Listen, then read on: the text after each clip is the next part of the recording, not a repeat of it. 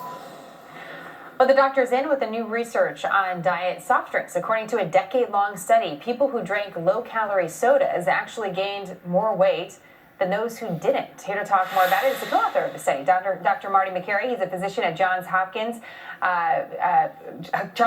University. He's also a cancer surgeon, et cetera, et cetera. Long esteemed resume. Always great to have you, Dr. Makary. So tell us about this. We see these headlines often about diet soda not being good for you, but this is a different study because it spanned 10 years. What did you learn? Well, in this study from Massachusetts General Hospital, they looked at groups of people that drank diet soda and groups of people that drank regular soda, and the outcome was weight. And they found there was really no significant difference in obesity rates.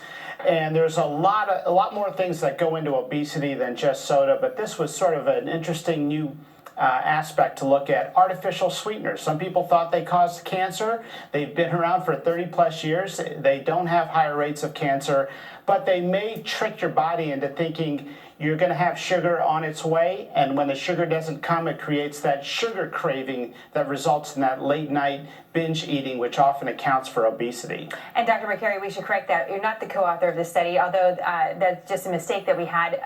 But I am curious about how you looked at this study as a cancer surgeon, because we've heard a lot about inflammation that's caused by artificial sweeteners, how inflammation's bad for the body for a lot of different reasons. And I'm just curious, in your own personal life, how you view the diet drinks. Is it something you completely avoid, or is it something that you can drink in moderation?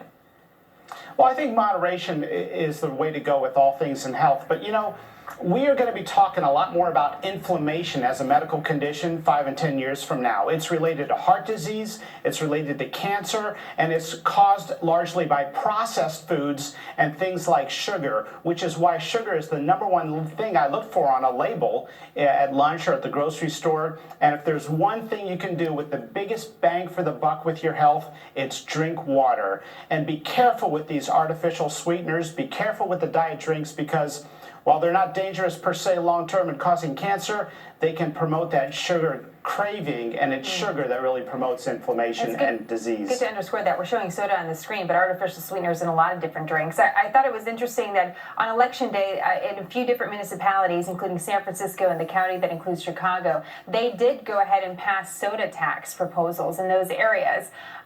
Do you think that's the right way to go about bringing the moderation and getting folks to drink more water?